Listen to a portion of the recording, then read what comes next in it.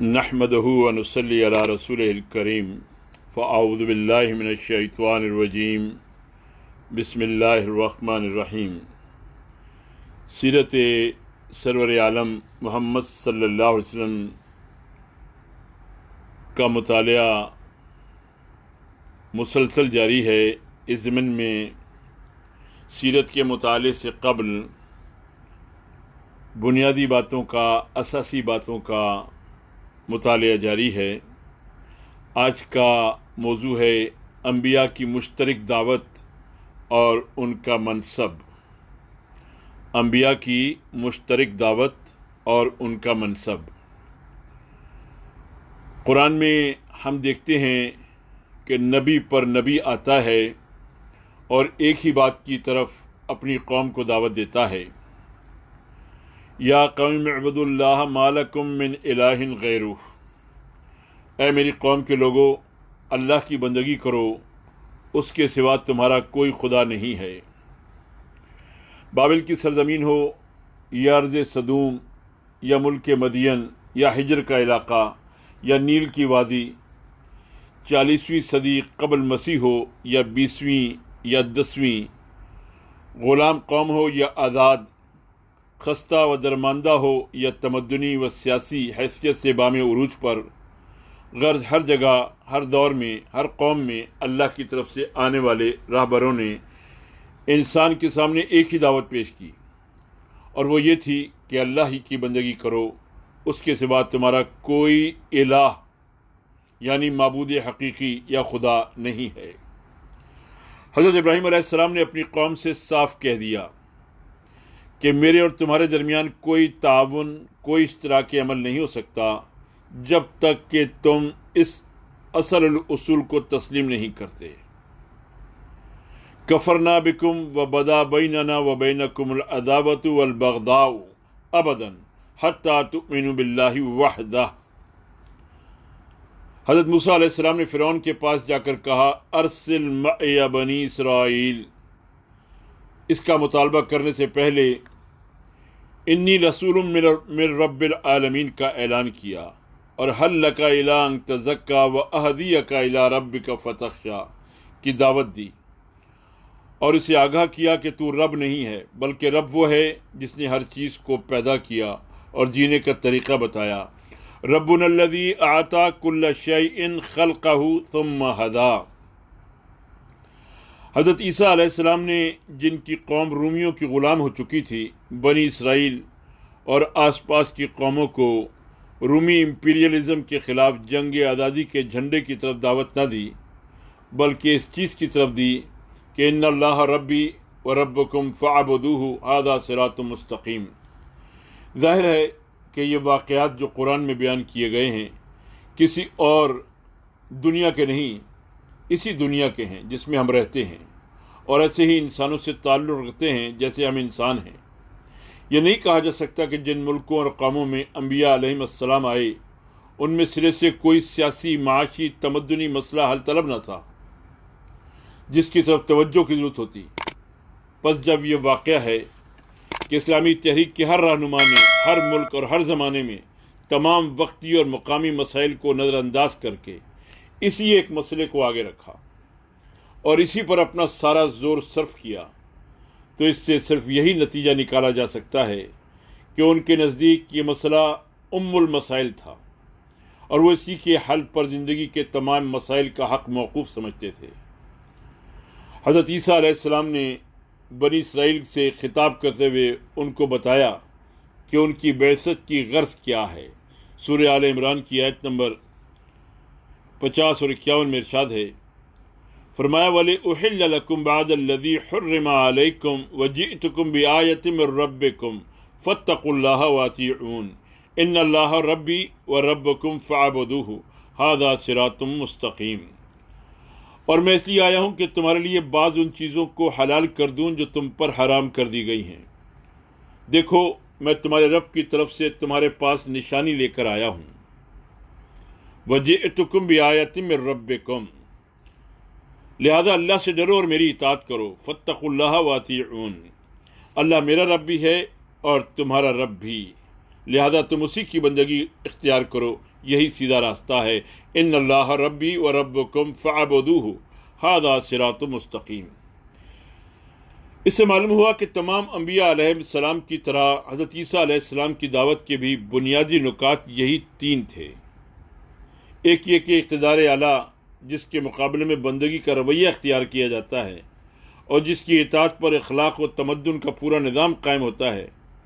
صرف اللہ کے لیے مختص تسلیم کیا جائے۔ دوسرا یہ کہ اقتدار اعلیٰ کے نمائندے کی حیثیت سے نبی کے حکم کی اطاعت کی جائے۔ تیسرا یہ کہ انسانی زندگی کو حلت و حرمت اور جواز و عدم جواز کی پابندیوں سے جکڑنے والا قانون و ضابطہ صرف اللہ کا ہو، دوسروں کے عائد کردہ قوانین منسوخ کر دیے جائیں۔ پس در حقیقت حضرت عیسیٰ علیہ السلام اور حضرت موسیٰ علیہ السلام اور حضرت محمد صلی اللہ علیہ وسلم اور دوسرے انبیاء کے مشن میں یکسر منہ فرق نہیں ہے۔ جن لوگوں نے مختلف پیغمبروں کے مختلف مشن قرار دیے ہیں، ان کے درمیان مقصد و نوعیت کے اعتبار سے فرق کیا ہے؟ انہوں نے سخت غلطی کی ہے۔ مالک الملک کی طرف سے اس کی رعیت کی طرف جو شخص بھی مامور ہو کر آئے گا، اس کے آنے کا مقصد اس کے سوا اور کچھ ہو سکتا ہی نہیں کہ وہ رعایا کو نافرمانی اور خود مختاری سے روکے اور شرک سے، یعنی اس بات سے کہ وہ اقتدار اعلیٰ میں کسی حیثیت سے دوسروں کو مالک الملک کے ساتھ شریک ٹھہرائیں اور اپنی وفاداریوں اور عبادت گزاریوں کو ان میں تقسیم کریں، منع کرے اور اصل مالک کی خالص بندگی و اطاعت اور پرستاری و وفاداری کی طرف دعوت دے۔ قرآن میں انبیاء کے مقصد بعثت کو ایک اور انداز سے بھی بیان کیا گیا ہے۔ سورہ آیت نمبر 165 میں ارشاد ہے، رسلا مبشرین و منذرین لئلا یکون للناس علی اللہ حجہ۔ یہ سارے رسول خوشخبری دینے والے اور ڈرانے والے بنا کر بھیجے گئے تھے تاکہ ان کو مبعوث کر دینے کے بعد لوگوں کے پاس اللہ کے مقابلے میں کوئی حجت نہ رہے۔ یعنی ان تمام پیغمبروں کے بھیجنے کی ایک ہی غرض تھی، وہ یہ تھی کہ اللہ تعالیٰ نوع انسانی پر اتمام حجت کرنا چاہتا تھا تاکہ آخری عدالت کے موقع پر کوئی گمراہ مجرم اس کے سامنے یہ عذر پیش نہ کر سکے کہ ہم ناواقف تھے اور آپ نے ہمیں حقیقت حال سے آگاہ کرنے کا کوئی انتظام نہیں کیا تھا۔ اسی غرض کے لیے خدا نے دنیا کے مختلف گوشوں میں پیغمبر بھیجے اور کتابیں نازل کیں۔ ان پیغمبروں نے کثیر التعداد انسانوں تک حقیقت کا علم پہنچا دیا اور اپنے پیچھے کتابیں چھوڑ گئے، جن میں سے کوئی نہ کوئی کتاب انسانوں کی رہنمائی کے لیے ہر زمانے میں موجود رہی ہے۔ اب اگر کوئی شخص گمراہ ہوتا ہے تو اس کا الزام خدا پر اور اس کے پیغمبروں پر عائد نہیں ہوتا، بلکہ یا تو اس شخص پر عائد ہوتا ہے کہ اس تک پیغام پہنچا اور اس نے قبول نہیں کیا، یا ان لوگوں پر عائد ہوتا ہے جن کو راہ راست معلوم تھی اور انہوں نے خدا کے بندوں کو گمراہی میں مبتلا دیکھا تو انہیں آگاہ نہ کیا۔ انبیاء و رسول داعی حق ہونے کے ساتھ مطاع بھی ہوتے ہیں۔ انبیاء و رسول داعی حق ہونے کے ساتھ مطاع بھی ہوتے ہیں، جیسا کہ قرآن نے واضح کیا ہے۔ سورہ نساء کی آیت نمبر 64 میں ارشاد ہے، وَمَا أَرْسَلْنَا مِن رَّسُولٍ إِلَّا لِيُطَاعَ بِإِذْنِ اللَّهِ۔ ہم نے جو رسول بھی بھیجا ہے اس لیے بھیجا ہے کہ اذن خداوندی کی بنا پر اس کی اطاعت کی جائے۔ یعنی خدا کی طرف سے رسول اس لیے نہیں آتا کہ بس اس کی رسالت پر ایمان لے آؤ اور پھر اطاعت جس کی چاہو کرتے رہو، بلکہ رسول کے آنے کی غرض ہی یہ ہوتی ہے کہ زندگی کا جو قانون وہ لے کر آیا ہے، تمام قوانین کو چھوڑ کر صرف اسی کی پیروی کی جائے،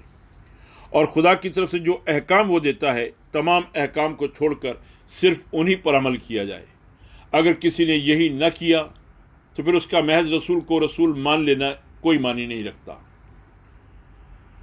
غلبہ دین کی جد و جہد کرنا بھی انبیاء کی ذمہ داریوں میں شامل ہے۔ سورہ توبہ میں ارشاد ہے، هو الذی ارسل رسولہ بالہدی ودین الحق لیظہرہ علی الدین کلہ ولو کرہ المشرکون۔ وہ اللہ ہی ہے جس نے اپنے رسول کو ہدایت اور دین حق کے ساتھ بھیجا ہے تاکہ اسے پوری جن سے دین پر غالب کر دے۔ متن میں الدین کا لفظ استعمال ہوا ہے جس کا ترجمہ یہاں جن سے دین کیا گیا ہے۔ دین کا لفظ عربی زبان میں اس نظام زندگی یا طریقہ زندگی کے لیے استعمال ہوتا ہے جس کے قائم کرنے والے کو سند اور متاع تسلیم کر کے اس کا اتباع کیا جائے۔ پس بعثت رسول کی غرض اس آیت میں یہ بتائی گئی ہے کہ جس ہدایت اور دین حق کو وہ خدا کی طرف سے لایا ہے اسے دین کی نوعیت رکھنے والے تمام طریقوں اور نظاموں پر غالب کر دے۔ دوسرے الفاظ میں رسول کی بعثت کبھی اس غرض کے لیے نہیں ہوئی کہ جو نظام زندگی لے کر وہ آیا ہے وہ کسی دوسرے نظام زندگی کا تابع اور اس سے مغلوب بن کر اور اس کی دی ہوئی رعایتوں اور گنجائشوں میں سمٹ کر رہے، بلکہ وہ بادشاہی ارض و سما کا نمائندہ بن کر آتا ہے اور اپنے بادشاہ کے نظام حق کو غالب دیکھنا چاہتا ہے۔ اگر کوئی دوسرا نظام زندگی دنیا میں رہے بھی تو اسے خدائی نظام کی بخشی ہوئی گنجائشوں میں سمٹ کر رہنا چاہیے، جیسا کہ جزیہ ادا کرنے کی صورت میں ذمیوں کا نظام زندگی رہتا ہے۔ انسان کا خدا کی بندگی سے نکل کر اپنے نفس کی یا دوسروں کی بندگی اختیار کرنا اور خدا کی ہدایت کو چھوڑ کر اپنے اخلاق، معاشرت و تمدن کو ایسے اصول و قوانین پر قائم کرنا جو خدا کے سوا کسی اور کی رہنمائی سے ماخوذ ہوں، یہی وہ بنیادی فساد ہے جس سے زمین کے انتظام میں خرابی کی بے شمار صورتیں رونما ہوتی ہیں، اور اسی فساد کو روکنا قرآن کا مقصود ہے۔ پھر اس کے ساتھ قرآن اس حقیقت پر بھی متنبہ کرتا ہے کہ زمین کے انتظام میں اصل چیز فساد نہیں ہے جس پر صلاح عارض ہوئی، بلکہ اصل چیز صلاح ہے جس پر فساد محض انسان کی جہالت اور سرکشی سے عارض ہوتا ہے۔ پھر غور سے سن لیجئے یہ بات۔ پھر اس کے ساتھ قرآن اس حقیقت پر بھی متنبہ کرتا ہے کہ زمین کے انتظام میں اصل چیز فساد نہیں ہے جس پر صلاح عارض ہوئی ہو، بلکہ اصل چیز صلاح ہے جس پر فساد محض انسان کی جہالت اور سرکشی سے عارض ہوتا رہا ہے۔ بالفاظ دیگر یہاں انسان کی زندگی کی ابتدا جہالت و وحشت اور شرک و بغاوت اور اخلاقی بدنظمی سے نہیں ہوئی ہے جس کو دور کرنے کے لیے بعد میں بتدریج اصلاحات کی گئی ہوں، بلکہ فی الحقیقت انسان کی زندگی کا آغاز صلاح سے ہوا ہے، اور بعد میں اسی درست نظام کو غلط کار انسان اپنی حماقتوں اور شرارتوں سے خراب کرتے رہے ہیں۔ اسی فساد کو مٹانے اور نظام حیات کو اثر نو درست کر دینے کے لیے اللہ تعالیٰ وقتاً فوقتاً اپنے پیغمبر بھیجتا رہا ہے، اور انہوں نے ہر زمانے میں انسان کو یہی دعوت دی ہے کہ زمین کا انتظام جس صلاح پر قائم کیا گیا تھا اس میں فساد برپا کرنے سے باز آ جاؤ۔ دعوی نبوت اپنے اندر خود ہی یہ معنی رکھتا ہے کہ وہ دراصل پورے نظام زندگی کو بحیثیت مجموعی تبدیل کرنا چاہتے ہیں، جس میں لامحالہ ملک کا سیاسی نظام بھی شامل ہے۔ کسی شخص کا اپنے آپ کو رب العالمین کے نمائندے کی حیثیت سے پیش کرنا لازمی طور پر اس بات کو متضمن ہے کہ وہ انسانوں سے اپنی کلی اطاعت کا مطالبہ کرتا ہے، کیونکہ رب العالمین کا نمائندہ کبھی مطیع اور رعیت بن کر رہنے کے لیے نہیں آتا، بلکہ مطاع اور رائی بننے ہی کے لیے آیا کرتا ہے، اور کسی کافر کے حق حکمرانی کو تسلیم کرنا اس کی حیثیت رسالت کے قطعاً منافی ہے۔ رسولوں کے بھیجنے کی غایت سورہ قصص کی آیت نمبر 47 میں بیان کی گئی۔ وَلَوْلَا أَن تُصِيبَهُم مُّصِيبَةٌ بِمَا قَدَّمَتْ أَيْدِيهِمْ فَيَقُولُوا رَبَّنَا لَوْلَا أَرْسَلْتَ إِلَيْنَا رَسُولًا فَنَتَّبِعَ آيَاتِكَ وَنَكُونَ مِنَ الْمُؤْمِنِينَ۔ اور یہ ہم نے اس لیے کیا کہ کہیں ایسا نہ ہو کہ ان کے اپنے کیے کرتوتوں کی بدولت کوئی مصیبت جب ان پر آئے تو وہ کہیں اے پروردگار تو نے کیوں نہ ہماری طرف کوئی رسول بھیجا کہ ہم تیری آیات کی پیروی کرتے اور اہل ایمان میں سے ہوتے۔ اسی چیز کو قرآن مجید متعدد مقامات پر رسولوں کے بھیجے جانے کی وجہ کے طور پر پیش کرتا ہے، مگر اس سے یہ نتیجہ نکالنا صحیح نہیں ہے کہ اس غرض کے لیے ہر وقت ہر جگہ ایک رسول آنا چاہیے۔ جب تک دنیا میں ایک رسول کا پیغام اپنی صحیح صورت میں موجود ہے اور لوگوں تک اس کے پہنچنے کے ذرائع موجود ہیں، کسی نئے رسول کی حاجت نہیں رہتی، الا یہ کہ پچھلے پیغام میں کسی اضافے کی اور کوئی نیا پیغام دینے کی ضرورت ہو۔ البتہ جب انبیاء کی تعلیمات محو ہو جائیں یا گمراہیوں میں خلط ملط ہو کر وسیلہ ہدایت بننے کے قابل نہ رہیں تب لوگوں کے لیے یہ عذر پیش کرنے کا موقع پیدا ہو جاتا ہے کہ ہمیں حق و باطل کے فرق سے آگاہ کرنے اور صحیح راہ بتانے کا کوئی انتظام سرے سے موجود ہی نہیں تھا، پھر بھلا ہم کیسے ہدایت پا سکتے تھے؟ اسی عذر کو قطع کرنے کے لیے اللہ تعالیٰ ایسے حالات میں نبی مبعوث فرماتا ہے تاکہ اس کے بعد جو شخص بھی غلط راہ پر چلے وہ اپنی کجروی کا ذمہ دار ٹھہرایا جا سکے۔ خدا کی طرف سے رسول اس لیے نہیں آتا کہ بس اس کی رسالت پر ایمان لے آؤ اور پھر اطاعت جس کی چاہو کرتے رہو، بلکہ رسول کے آنے کی غرض ہی یہ ہوتی ہے کہ زندگی کا جو قانون وہ لے کر آیا ہے تمام قوانین کو چھوڑ کر صرف اسی کی پیروی کی جائے، اور خدا کی طرف سے جو احکام وہ دیتا ہے تمام احکام کو چھوڑ کر صرف انہی پر عمل کیا جائے۔ اگر کسی شخص نے یہی نہ کیا تو پھر اس کا محض رسول کو رسول مان لینا کوئی معنی نہیں رکھتا۔ سورہ کہف کی آیت نمبر 56 میں ارشاد ہے، وَمَا نُرْسِلُ الْمُرْسَلِينَ إِلَّا مُبَشِّرِينَ وَمُنذِرِينَ وَيُجَادِلُ الَّذِينَ كَفَرُوا بِالْبَاطِلِ لِيُدْحِضُوا بِهِ الْحَقَّ وَاتَّخَذُوا آيَاتِي وَمَا أُنذِرُوا هُزُوًا۔ رسولوں کو ہم اس کام کے سوا اور کسی غرض کے لیے نہیں بھیجتے کہ وہ بشارت اور تنبیہ کی خدمت انجام دے، مگر کافروں کا حال یہ ہے کہ وہ باطل کے ہتھیار لے کر حق کو نیچا دکھانے کی کوشش کرتے ہیں، اور انہوں نے میری آیات کو اور ان تنبیہات کو جو انہیں کی گئیں مذاق بنا لیا۔ رسولوں کو ہم اس لیے بھیجتے ہیں کہ فیصلے کے وقت آنے سے پہلے لوگوں کو فرمانبرداری کے اچھے اور نافرمانی کے برے انجام سے خبردار کر دیں۔ سورہ آل عمران کی آیت نمبر 19 میں ارشاد ہے، ان الدین عند اللہ الاسلام وما اختلف الذین اوتوا الکتاب الا من بعد ما جاءهم العلم بغیا بینہم۔ اللہ کے نزدیک دین صرف اسلام ہے۔ اس دین سے ہٹ کر جو مختلف طریقے ان لوگوں نے اختیار کیے جنہیں کتاب دی گئی تھی، ان کے اس طرز عمل کی کوئی وجہ اس کے سوا نہ تھی کہ انہوں نے علم آ جانے کے بعد آپس میں ایک دوسرے پر زیادتی کرنے کے لیے ایسا کیا۔ مطلب یہ ہے کہ اللہ کی طرف سے جو پیغمبر بھی دنیا کے کسی گوشے اور کسی زمانے میں آیا ہے اس کا دین اسلام ہی تھا، اور جو کتاب بھی دنیا کی کسی زبان اور کسی قوم میں نازل ہوئی ہے اس نے اسلام ہی کی تعلیم دی ہے۔ اس اصل دین کو مسخ کر کے اور اس میں کمی و بیشی کر کے جو بہت سے مذاہب نوع انسانی میں رائج کیے گئے، ان کی پیدائش کا سبب اس کے سوا کچھ نہ تھا کہ لوگوں نے اپنی جائز حدود سے بڑھ کر حقوق، فائدے اور امتیازات حاصل کرنے چاہے اور اپنی خواہشات کے مطابق اصل دین کے عقائد، اصول اور احکام میں رد و بدل کر ڈالا۔ سورہ انبیاء کی آیت نمبر 93 میں ارشاد ہے، وَتَقَطَّعُوا أَمْرَهُمْ بَيْنَهُمْ كُلَّ إِلَيْنَا رَاجِعُونَ۔ مگر یہ لوگوں کی کارستانی ہے کہ انہوں نے آپس میں اپنے دین کو ٹکڑے ٹکڑے کر ڈالا، سب کو ہماری طرف ہی پلٹنا ہے۔ جو دنیا میں جتنے نبی بھی آئے وہ سب ایک ہی دین لے کر آئے تھے، اور وہ اصل دین یہ تھا کہ صرف ایک اللہ ہی انسان کا رب ہے اور اکیلے اللہ ہی کی بندگی و پرستش کرنی چاہیے۔ بعد میں جتنے مذاہب پیدا ہوئے وہ اسی دین کو بگاڑ کر بنا لیے گئے، اس کی کوئی چیز کسی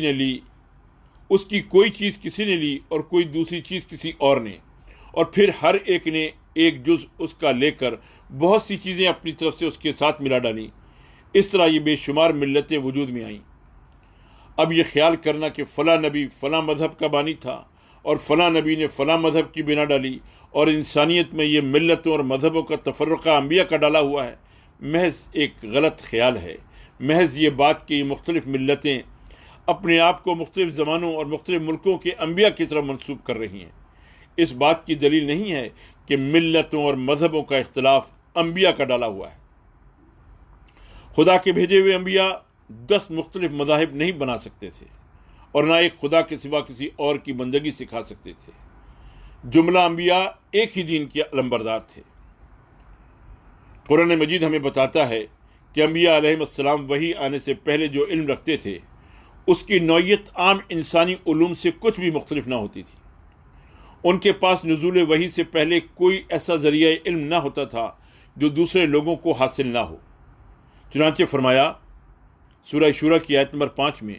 ما کنت تدری مل کتاب ولل ایمان، تم کچھ نہ جانتے تھے کہ کتاب کیا ہوتی ہے اور ایمان کیا ہوتا ہے۔ اور سورہ دوحہ میں ارشاد ہوا وَوَجَدَكَ ضَالًّا فَهَدَىٰ، اور اللہ نے تم کو ناواقف راہ پایا پھر تمہیں راستہ بتایا۔ اس کے ساتھ قرآن ہمیں یہ بھی بتاتا ہے کہ انبیاء علیہ السلام نبوت سے پہلے علم و معرفت کے انہی عام ذرائع سے جو دوسرے انسانوں کو بھی حاصل ہیں ایمان بالغیب کی منزل طے کر چکے ہوتے تھے۔ وہی آ کر جو کچھ بھی کرتی تھی وہ بس یہ تھی کہ پہلے جن حقیقتوں پر ان کا دل گواہی دیتا تھا اب انہی کے متعلق وہی یقینی اور قطعی شہادت دے دیتی تھی کہ وہ حق ہیں، اور انہی صداقتوں کا عینی مشاہدہ کرا دیا جاتا تھا تاکہ وہ پورے وثوق سے دنیا کے سامنے ان کی گواہی دے سکیں۔ یہ مضمون سورہ ہود میں بدتکرار بیان کیا گیا ہے۔ چنانچہ پہلے نبی صلی اللہ علیہ وسلم کے متعلق فرمایا أَفَمَنْ كَانَ عَلَى بَيِّنَةٍ مِّن رَّبِّهِ وَيَتْلُوهُ شَاهِدٌ مِّنْهُ وَمِن قَبْلِهِ كِتَابُ مُوسَىٰ إِمَامًا وَرَحْمَةً، پھر کیا وہ شخص جو پہلے اپنے رب کی طرف سے ایک دلیل روشن پر تھا، رسول اکرم صلی اللہ علیہ وسلم کے بارے میں بتایا جا رہا ہے، پھر کیا وہ شخص جو پہلے اپنے رب کی طرف سے ایک دلیل روشن پر تھا یعنی عقلی و فطری ہدایت پر، اس کے بعد خدا کی طرف سے ایک گواہ بھی اس کے پاس آ گیا یعنی قرآن، اور اس سے پہلے موسیٰ علیہ السلام کی کتاب بھی رہنما اور رحمت کے طور پر موجود تھی، کیا وہ اس صداقت کے بارے میں شک کر سکتا ہے؟ پھر اس کے بعد یہی مضمون تیسرے رکوع میں حضرت نوح علیہ السلام کی زبان سے ادا ہوتا ہے سورہ ہود میں، اے میری قوم کے لوگوں، غور تو کرو، اگر میں اپنے رب کی طرف سے ایک دلیل روشن پر تھا اور اس کے بعد اس نے اپنی طرف سے مجھ کو رحمت سے بھی نوازا یعنی وحی و نبوت سے بھی نوازا، اور وہ چیز تم کو نظر نہیں آتی، تو اب کیا ہم اسے زبردستی تمہارے سر چپیک دیں؟ یا قوم ارائیتم ان کنت علی بینۃ من ربی وآتانی رحمۃ من عنده فعمیت علیکم انلزمکموها وانتم لها کارہون۔ پھر اسی مضمون کو چھٹے رکوع میں حضرت صالح علیہ السلام اور آٹھویں رکوع میں حضرت شعیب علیہ السلام دہراتے ہیں۔ اس سے یہ بات بالکل واضح ہو جاتی ہے کہ وحی کے ذریعے سے حقیقت کا براہ راست علم پانے سے پہلے انبیاء علیہ السلام مشاہدے اور غور و فکر کی فطری قابلیتوں کو صحیح طریقے پر استعمال کر کے، جیسے کہ پہلی آیات میں بینہ من الرب سے تعبیر کیا گیا ہے، توحید و معاد کی حقیقتوں تک پہنچ جاتے تھے، اور ان کی یہ رسائی وہ بھی نہیں بلکہ کسبی ہوتی تھی۔ اس کے بعد پھر اللہ تعالیٰ انہیں علم وحی عطا کرتا تھا، اور یہ چیز کسبی نہیں بلکہ وہ بھی ہوتی تھی۔ یہ مشاہدہ آثار اور غور و فکر اور عقل عام یعنی کامن سینس کا استعمال ان قیاس آرائیوں اور اس خرص و تخمین یعنی اسپیکولیشن سے بالکل ایک مختلف چیز ہے جس کا ارتکاب فلاسفر کرتے ہیں۔ یہ تو وہ چیز ہے جس پر قرآن مجید ہر انسان کو خود آمادہ کرنے کی کوشش کرتا ہے، اور بار بار اس سے کہتا ہے کہ آنکھیں کھول کر خدا کی قدرت کے آثار کو دیکھو اور ان سے صحیح نتیجہ اخذ کرو۔ یہ خیال درست نہیں ہے کہ رسولوں کو بس اتنا ہی علم غیب دیا گیا تھا جتنا بندوں کو پہنچانا مطلوب تھا۔ یہ بات قرآن اور حدیث کی تصریحات کے خلاف ہے۔ قرآن مجید میں حضرت یعقوب علیہ السلام کے متعلق ارشاد ہوا ہے کہ آپ نے اپنے بیٹوں سے فرمایا انی عالم من اللہ ما لا تعلمون، سورہ یوسف کی آیت نمبر 11 میں ارشاد ہے میں خدا کی طرف سے وہ باتیں جانتا ہوں جو تم نہیں جانتے۔ علاوہ بری قرآن مجید کے بکثرت مقامات سے معلوم ہوتا ہے کہ قوموں پر عذاب بھیجنے سے پہلے ان کے نبیوں کو خبریں دے دی گئیں، مگر انہوں نے عذاب کے وقت اور اس کی تفصیلی کیفیت سے اپنی قوم کو مطلع نہ کیا۔ حضرت نوح علیہ السلام کو تو اتنے پہلے عذاب کی خبر دے دی گئی تھی کہ انہوں نے طوفان آنے سے پہلے کشتی بنا لی، لیکن انہوں نے اپنی قوم کو یہ نہیں بتایا کہ تم پر اپنے پانی کا عذاب آنے والا ہے۔ پھر حدیث سے معلوم ہوتا ہے کہ نبی عربی صلی اللہ علیہ وسلم کو غیب کے ایسے حالات بتائے گئے تھے جو آپ کی امت کو نہیں بتائے گئے۔ چنانچہ ایک مرتبہ خطبہ دیتے ہوئے حضور صلی اللہ علیہ وسلم نے ارشاد فرمایا اے محمد کی قوم، خدا کی قسم اگر تم کو وہ باتیں معلوم ہوتی جو میں جانتا ہوں تو تم کم ہنستے اور بہت روتے۔ رواہ البخاری۔ ایک اور موقع پر حضور صلی اللہ علیہ وسلم نے فرمایا میں تم کو پیچھے سے بھی ایسے ہی دیکھتا ہوں جیسے سامنے سے دیکھتا ہوں، رواہ البخاری۔ غرض بکثرت آیات و روایات اس پر دلالت کرتی ہیں کہ رسولوں کو جو علم غیب دیا گیا تھا وہ اس سے بہت زیادہ تھا جو ان کے واسطے سے بندوں تک پہنچا، اور عقل بھی یہی چاہتی ہے کہ ایسا ہو، کیونکہ بندوں کو تو غیب کی صرف وہی باتیں معلوم ہونے کی ضرورت ہے جن کا تعلق عقائد ایمانیہ سے ہے، لیکن رسولوں کو ان کے سوا اور بہت سی ایسی معلومات حاصل ہونی چاہیے جو فرائض رسالت انجام دینے میں ان کے لیے مددگار ہوں۔ جس طرح سلطنت کی پالیسی اور اس کے اسرار سے نائب السلطنت اور گورنروں کا ایک خاص حد تک واقف ہونا ضروری ہے، اور عام رعایا تک ان رازوں کا پہنچ جانا بجائے مفید ہونے کے الٹا مضر ہوتا ہے، اسی طرح ملکوت الہی کے بھی بہت سے اسرار ہیں جو خدا کے خاص نمائندے اور اس کے رسول جانتے ہیں، اور عام رعیت ان سے بے خبر ہے۔ یہ علم غیب رسولوں کو تو اپنے فرائض انجام دینے میں مدد دیتا ہے، لیکن عام رعایا نہ اس علم کی ضرورت ہی رکھتی ہے اور نہ اس کا تحمل ہی کر سکتی ہے۔ زیادہ صحت کے ساتھ جو بات کہی جا سکتی ہے وہ مجملاً بس اس قدر ہے کہ نبی کا علم خدا کے علم سے کم اور بندوں کے علم سے زیادہ ہوتا ہے۔ باقی رہی یہ بات کہ وہ کتنا ہوتا ہے اور کتنا نہیں، تو اس کو ناپنے کا کوئی پیمانہ ہمارے پاس نہیں ہے۔ انسانی معاشرے میں نبی کا مقام انتہائی نازک مقام ہے۔ ایک معمولی بات بھی جو کسی دوسرے انسان کی زندگی میں پیش آئے تو چندہ اہمیت نہیں رکھتی، نبی کی زندگی میں اگر پیش آ جائے تو وہ قانون کی حیثیت اختیار کر جاتی ہے۔ اس لیے اللہ تعالیٰ کی طرف سے انبیاء علیہ السلام کی زندگی پر ایسی کڑی نگرانی رکھی گئی ہے کہ ان کا کوئی ادنا اقدام بھی منشاء الہی سے ہٹا ہوا نہ ہو۔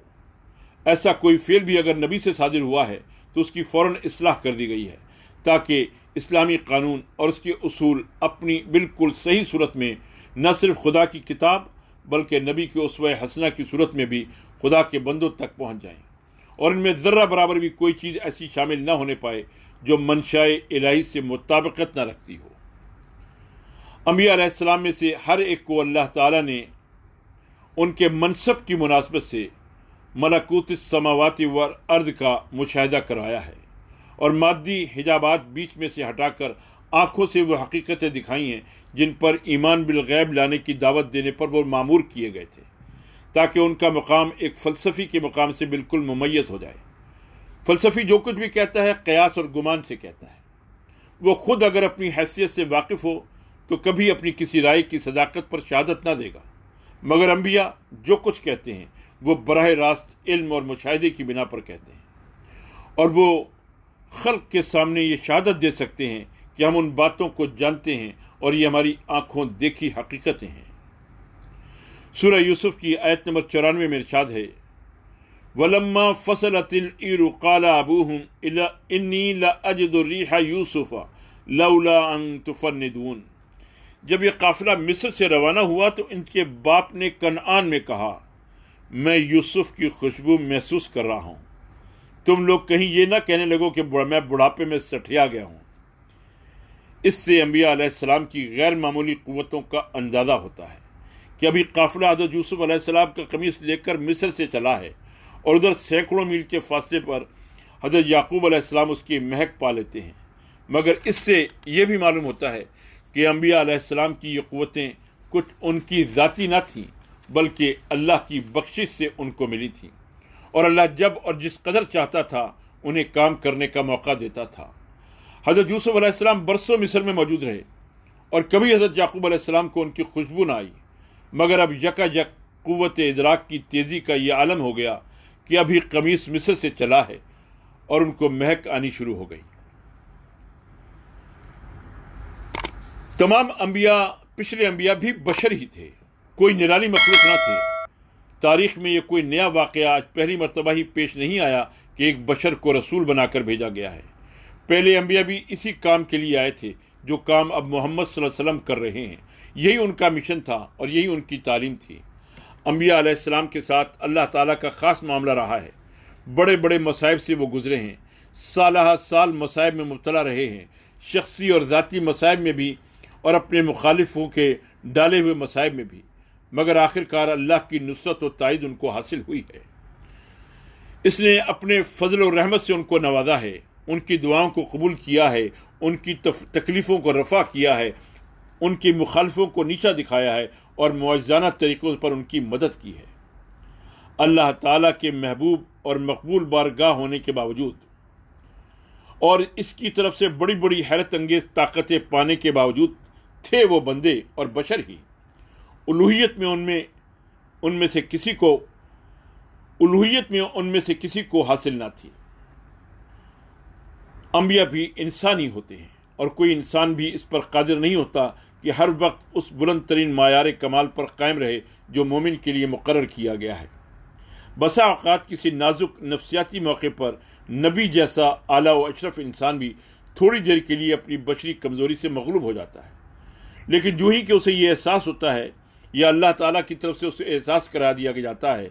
کہ اس کا قدم معیار مطلوب سے نیچے جا رہا ہے، وہ فوراً توبہ کرتا ہے اور اپنی غلطی کی اصلاح کرنے میں اسے ایک لمحے کے لیے تامل نہیں ہوتا۔ حضرت نوح علیہ السلام کی اخلاقی رفعت کا اس سے بڑا ثبوت اور کیا ہو سکتا ہے کہ ابھی جوان بیٹا آنکھوں کے سامنے غرق ہوا ہے اور اس نظارے سے کلیجہ منہ کو آ رہا ہے، لیکن جب اللہ تعالیٰ انہیں متنبع فرماتا ہے کہ جس بیٹے نے حق کو چھوڑ کر باطل کا ساتھ دیا اس کو محض اس لیے اپنا سمجھنا کہ وہ تمہاری سرب سے پیدا ہوا ہے محض ایک جاہلیت کا جذبہ ہے، تو وہ فوراً اپنے دل کے زخم سے بے پرواہ ہو کر اس طرز فکر کی طرف پلٹ آتے ہیں جو اسلام کا تقاضا ہے۔ نبی کی معصومیت کے معنی یہ نہیں ہے کہ اس سے گناہ اور لغزش و خطا کی قوت و استعداد سلب کر لی گئی ہے، حتیٰ کہ گناہ کا صدور اس کے امکان ہی میں نہیں رہا ہے، بلکہ اس کے معنی یہ ہیں کہ نبی اگرچہ گناہ کرنے پر قادر ہوتا ہے لیکن بشریت کی تمام صفات سے متصف ہونے کے باوجود اور جملہ انسانی جذبات، احساسات اور خواہشات رکھتے ہوئے بھی وہ ایسا نیک نفس اور خدا ترس ہوتا ہے کہ جان بوجھ کر کبھی گناہ کا قصد نہیں کرتا۔ وہ اپنے ضمیر میں اپنے رب کی ایسی زبردست حجتیں اور دلیلیں رکھتا ہے جن کے مقابلے میں خواہش نفس کبھی کامیاب نہیں ہونے دیتی، اور اگر نادانستہ اس سے کوئی لغزش سرزد ہو جاتی ہے تو اللہ تعالیٰ فوراً وہی جلی کے ذریعے سے اس کی اصلاح فرما دیتا ہے، کیونکہ اس کی لغزش تنہا ایک شخص کی لغزش نہیں ہے، ایک پوری امت کی لغزش ہے۔ وہ راہ راست سے بال برابر ہٹ جائے تو دنیا گمراہی میں میلوں دور تک نکل جائے۔ اوصاف انبیاء کے متعلق چند آیات قرآن میں بیان کی گئی ہیں۔ سورہ مریم کی آیت نمبر 41 میں ارشاد ہے، وَاذْكُرْ فِي الْكِتَابِ إِبْرَاهِيمَ إِنَّهُ كَانَ صِدِّيقًا نَبِيًّا، اور اس کتاب میں ابراہیم علیہ السلام کا قصہ بیان کرو، بے شک وہ ایک راست باز انسان اور ایک نبی تھا۔ إِنَّهُ كَانَ صِدِّيقًا نَبِيًّا۔ وَاذْكُرْ فِي الْكِتَابِ مُوسَىٰ إِنَّهُ كَانَ مُخْلَصًا وَكَانَ رَسُولًا نَبِيًّا، اور ذکر کرو اس کتاب میں موسیٰ کا، وہ ایک چیدہ شخص تھا اور رسول نبی تھا۔ وَكَانَ رَسُولًا نَبِيًّا۔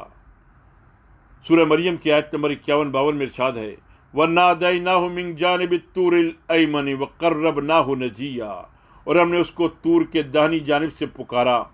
اور راز کی گفتگو سے اس کو تقرب عطا کیا۔ وَاذْكُرْ فِي الْكِتَابِ إِسْمَاعِيلَ إِنَّهُ كَانَ صَادِقَ الْوَعْدِ وَكَانَ رَسُولًا نَبِيًّا وَكَانَ يَأْمُرُ أَهْلَهُ بِالصَّلَاةِ وَالزَّكَاةِ وَكَانَ عِندَ رَبِّهِ مَرْضِيًّا۔ وَاذْكُرْ فِي الْكِتَابِ إِدْرِيسَ إِنَّهُ كَانَ صِدِّيقًا نَبِيًّا وَرَفَعْنَاهُ مَكَانًا عَلِيًّا۔ اور اس کتاب میں اسماعیل علیہ السلام کا ذکر کرو، وہ وعدے کا سچا تھا اور رسول نبی تھا، وہ اپنے گھر والوں کو نماز اور زکوٰۃ کا حکم دیتا تھا اور اپنے رب کے نزدیک ایک پسندیدہ انسان تھا۔ اور اس کتاب میں ادریس علیہ السلام کا ذکر کرو، وہ ایک راست باز انسان اور رسول نبی تھا اور اسے ہم نے بلند مقام پر اٹھایا تھا، وَرَفَعْنَاهُ مَكَانًا عَلِيًّا۔ سورہ مریم کی آیت نمبر 58 میں ارشاد ہے، أولئك الذين أنعم الله عليهم من النبيين من ذرية آدم وممن حملنا مع نوح ومن ذرية إبراهيم وإسرائيل وممن هدينا واجتبينا إذا تتلى عليهم آيات الرحمن خروا سجدا وبكيا۔ سورہ مریم کی آیت نمبر 58 میں ارشاد ہے، یہ وہ پیغمبر ہیں جن پر اللہ نے انعام فرمایا آدم علیہ السلام کی اولاد میں سے، اور ان لوگوں کی نسل سے جنہیں ہم نے نوح علیہ السلام کے ساتھ کشتی میں سوار کیا تھا، اور ابراہیم علیہ السلام کی نسل سے، اور اسرائیل کی نسل سے، اور یہ ان لوگوں میں سے تھے جن کو ہم نے ہدایت بخشی اور برگزیدہ کیا۔ ان کا حال یہ تھا کہ جب رحمان کی آیات ان کو سنائی جاتی تو روتے ہوئے سجدے میں گر جاتے تھے۔ اذا تتلی علیہم آیات الرحمن خروا سجدا وبکیا۔ سورہ انبیاء میں آیت نمبر 51 میں ارشاد ہے، وَلَقَدْ آتَيْنَا إِبْرَاهِيمَ رُشْدَهُ مِنْ قَبْلُ وَكُنَّا بِهِ عَالِمِينَ۔ اس سے پہلے ہم نے ابراہیم علیہ السلام کو اس کی ہوش مندی بخشی تھی اور ہم اس کو خوب جانتے تھے۔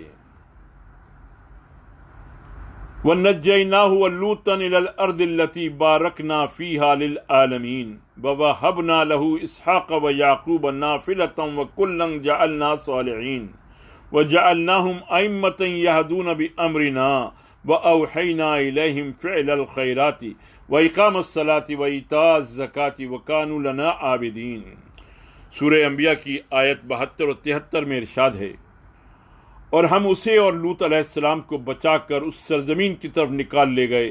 جس میں ہم نے دنیا والوں کے لیے برکتیں رکھی ہیں، اور ہم نے اسے اسحاق عطا کیا اور یعقوب، اس پر مزید، اور ہر ایک کو صالح بنایا، اور ہم نے ان کو امام بنا دیا جو ہمارے حکم سے رہنمائی کرتے تھے، اور ہم نے انہیں وحی کے ذریعے نیک کاموں کی اور نماز قائم کرنے اور زکوٰۃ دینے کی ہدایت کی، اور وہ ہمارے عبادت گزار تھے۔ سورہ انبیاء کی آیت نمبر 75 میں ارشاد ہے، وَلُوطًا آتَيْنَاهُ حُکْمًا وَعِلْمًا وَنَجَّيْنَاهُ مِنَ الْقَرْيَةِ الَّتِي كَانَتْ تَعْمَلُ الْخَبَائِثَ إِنَّهُمْ كَانُوا قَوْمَ سَوْءٍ فَاسِقِينَ وَأَدْخَلْنَاهُ فِي رَحْمَتِنَا إِنَّهُ مِنَ الصَّالِحِينَ۔ اور لوط علیہ السلام کو ہم نے حکم اور علم بخشا اور اسے اس بستی سے بچا کر نکال دیا جو بدکاریاں کرتی تھی۔ وَنَجَّيْنَاهُ من القریۃ التی کانت تعمل الخبائث۔ در حقیقت وہ بڑی بری فاسق قوم تھی۔ انہم کانوا قوم سوء فاسقین۔ لوط علیہ السلام کو ہم نے اپنی رحمت میں داخل کیا اور وہ سارے لوگوں میں سے تھا۔ وادخلناہ فی رحمتنا انہ من الصالحین۔ سورہ انبیاء کی آیت نمبر 76 اور 77 میں ارشاد ہے، وَنُوحًا إِذْ نَادَىٰ مِن قَبْلُ فَاسْتَجَبْنَا لَهُ فَنَجَّيْنَاهُ وَأَهْلَهُ مِنَ الْكَرْبِ الْعَظِيمِ وَنَصَرْنَاهُ مِنَ الْقَوْمِ الَّذِينَ كَذَّبُوا بِآيَاتِنَا إِنَّهُمْ كَانُوا قَوْمَ سَوْءٍ فَأَغْرَقْنَاهُمْ أَجْمَعِينَ۔ اور یہی نعمت ہم نے نوح علیہ السلام کو دی۔ یاد کرو کہ ان سب سے پہلے اس نے ہمیں پکارا تھا، ہم نے اس کی دعا قبول کی اور اسے اور اس کے گھر والوں کو کرب عظیم سے نجات دی، اور اس قوم کو مقابلے میں اس کی مدد کی جس نے ہماری آیات کو جھٹلایا تھا۔ وہ بڑے برے لوگ تھے، بس ہم نے ان سب کو غرق کر دیا۔ سورہ انبیاء کی آیات 78 تا 82 میں ارشاد ہے، اور اسی نعمت سے ہم نے داؤد علیہ السلام اور سلیمان علیہ السلام کو سرفراز کیا۔ یاد کرو وہ موقع جب کہ دونوں ایک کھیت کے مقدمے میں فیصلہ کر رہے تھے جس میں رات کے وقت دوسرے لوگوں کی بکریاں پھیل گئی تھیں اور ہم ان کی عدالت خود دیکھ رہے تھے۔ اس وقت ہم نے صحیح فیصلہ سلیمان علیہ السلام کو سجا دیا، حالانکہ دونوں کو ہم نے حکم اور علم عطا کیا تھا، اور داؤد علیہ السلام کے ساتھ ہم نے پہاڑوں اور پرندوں کو مسخر کر دیا تھا جو تسبیح کرتے تھے، اور اس فعل کے کرنے والے ہم ہی تھے، اور ہم نے اس کو تمہارے فائدے کے لیے زرع بنانے کی صنعت سکھا دی تھی تاکہ تم کو ایک دوسرے کی مار سے بچائے۔ پھر کیا تم شکر گزار ہو؟ اور سلیمان علیہ السلام کے لیے ہم نے تیز ہوا کو مسخر کر دیا جو اس کے حکم سے اس سرزمین کی طرف چلتی تھی جس میں ہم نے برکتیں رکھی تھیں۔ ہم ہر چیز کا علم رکھنے والے تھے، اور شیاطین میں سے ہم نے ایسے بہت سوں کو اس کا تابع بنا دیا تھا جو اس کے لیے غوطے لگاتے اور اس کے سوا دوسرے کام کرتے تھے۔ ان سب کے نگران ہم ہی تھے۔ اس سیاق و سباق میں حضرت داؤد علیہ السلام اور سلیمان علیہ السلام کے خاص واقعے کا ذکر کرنے سے مقصود یہ ذہن نشین کرانا ہے کہ انبیاء علیہ السلام نبی ہونے اور اللہ کی طرف سے غیر معمولی طاقتیں اور قابلیتیں پانے کے باوجود ہوتے انسانی تھے۔ الوہیت کا کوئی شائبہ ان میں نہ ہوتا تھا۔ اس مقدمے میں حضرت داؤد علیہ السلام کی رہنمائی وحی کے ذریعے سے نہ کی گئی اور وہ فیصلہ کرنے میں غلطی کر گئے۔ حضرت سلیمان علیہ السلام کی رہنمائی کی گئی اور انہوں نے صحیح فیصلہ کیا، حالانکہ نبی دونوں ہی تھے۔ ان دونوں بزرگوں کے جن کمالات کا ذکر کیا گیا ہے وہ بھی یہی بات سمجھانے کے لیے ہے کہ یہ وہ بھی کمالات تھے، اور اس طرح کے کمالات کسی کو خدا نہیں بنا دیتے۔ سورہ انبیاء کی آیات نمبر 83 اور 84 میں ارشاد ہے، اور یہی ہوش مندی اور حکم و علم کی نعمت ہم نے ایوب علیہ السلام کو دی تھی۔ یاد کرو جب کہ اس نے اپنے رب کو پکارا کہ مجھے بیماری لگ گئی ہے اور تو ارحم الراحمین ہے۔ ہم نے اس کی دعا قبول کی اور جو تکلیف اسے دی تھی اس کو دور کر دیا، اور صرف اس کے اہل و عیال ہی اس کو نہیں دیے بلکہ ان کے ساتھ اتنے ہی اور بھی دیے اپنی خاص رحمت کے طور پر، اور اس لیے کہ یہ ایک سبق ہو عبادت گزاروں کے لیے۔ سورہ انبیاء کی آیت نمبر 86 میں ارشاد ہے، اور یہی نعمت اسماعیل علیہ السلام اور ادریس علیہ السلام اور ذوالکفل کو دی گئی کہ یہ سب صابر لوگ تھے، اور ان کو ہم نے اپنی رحمت میں داخل کیا کہ وہ صالحوں میں سے تھے۔ اور سورہ انبیاء میں 87 اور 88 آیت میں فرمایا، اور مچھلی والے کو بھی ہم نے نوازا۔ یاد کرو جب کہ وہ بگڑ کر چلا گیا تھا اور سمجھا تھا کہ ہم اس پر گرفت نہ کریں گے، آخر کو اس نے تاریکیوں میں سے پکارا، لا الہ الا انت سبحانک انی کنت من الظالمین، کہ نہیں ہے کوئی خدا مگر تو، پاک ہے تیری ذات، بے شک میں نے قصور کیا۔ تب ہم نے اس کی دعا قبول کی، فاستجبنا له ونجیناہ من الغم وکذالک ننجی المؤمنین، تب ہم نے اس کی دعا قبول کی اور غم سے اس کو نجات بخشی، اور اسی طرح ہم مومنوں کو بچا لیا کرتے ہیں۔ اور سورہ انبیاء ہی کی آیت نمبر 90 میں ارشاد ہوا، اور زکریا کو جب کہ اس نے اپنے رب کو پکارا کہ اے پروردگار مجھے اکیلا نہ چھوڑ، اور بہترین وارث تو ہی ہے، پس ہم نے اس کی دعا قبول کی اور اسے یحییٰ عطا کیا اور اس کی بیوی کو اس کے لیے درست کر دیا۔ یہ لوگ نیکی کے کاموں میں دوڑ دھوپ کرتے تھے اور ہمیں رغبت اور خوف کے ساتھ پکارتے تھے، وَيَدْعُونَنَا رَغَبًا وَرَهْبًا وَكَانُوا لَنَا خَاشِعِينَ، اور ہمارے آگے جھکے ہوئے ہوتے تھے۔ حضرت زکریا علیہ السلام کے واقعے کا ذکر کرنے سے یہ ذہن نشین کرنا مقصود ہے کہ سارے نبی محض بندے اور انسان تھے، الوہیت کا ان میں شائبہ تک نہ تھا، دوسروں کو اولاد بخشنے والے نہ تھے بلکہ خود اللہ کے آگے اولاد کے لیے ہاتھ پھیلانے والے تھے۔ حضرت یونس علیہ السلام کا ذکر اس لیے کیا گیا کہ ایک نبی اولو العزم ہونے کے باوجود جب ان سے قصور سرزد ہوا تو انہیں پکڑ لیا گیا، اور جب وہ اپنے رب کے آگے جھک گئے تو ان پر فضل بھی ایسا کیا گیا کہ مچھلی کے پیٹ سے زندہ نکال لائے گئے۔ حضرت ایوب علیہ السلام کا ذکر اس لیے کیا گیا کہ نبی کا مبتلا مصیبت ہونا کوئی نرالی بات نہیں ہے، اور نبی بھی جب مصیبت میں مبتلا ہوتا ہے تو خدا ہی کے آگے شفا کے لیے ہاتھ پھیلاتا ہے۔ وہ دوسروں کو شفا دینے والا نہیں، خدا سے شفا مانگنے والا ہوتا ہے۔ پھر ان سب باتوں کے ساتھ ایک طرف یہ حقیقت بھی ذہن نشین کرانی مقصود ہے کہ یہ سارے انبیاء توحید کے قائل تھے اور اپنی حاجات ایک خدا کے سوا کسی کے سامنے نہ لے جاتے تھے، اور دوسری طرف یہ بھی بتانا مقصود ہے کہ اللہ تعالی ہمیشہ غیر معمولی طور پر اپنے نبیوں کی مدد کرتا رہا ہے۔ آغاز میں خواہ کیسی آزمائشوں سے ان کو سابقہ پیش آیا ہو، مگر آخر کار ان کی دعائیں معجزانہ شان کے ساتھ پوری ہوتی ہیں۔ یہ ہے وہ تفصیل جو ہمیں بتاتی ہے کہ انبیاء کی مشترک دعوت تھی اور ان کا منصب کیا تھا۔ اللہ تعالی ہمیں انبیاء کے مقام اور مرتبے کو سمجھنے، ان کی دعوت کو جاننے، ان کے منصب کو پہچاننے اور اپنی ذمہ داریوں کو سمجھنے کی توفیق عطا فرمائے۔ وآخر دعوانا ان الحمد للہ رب العالمین۔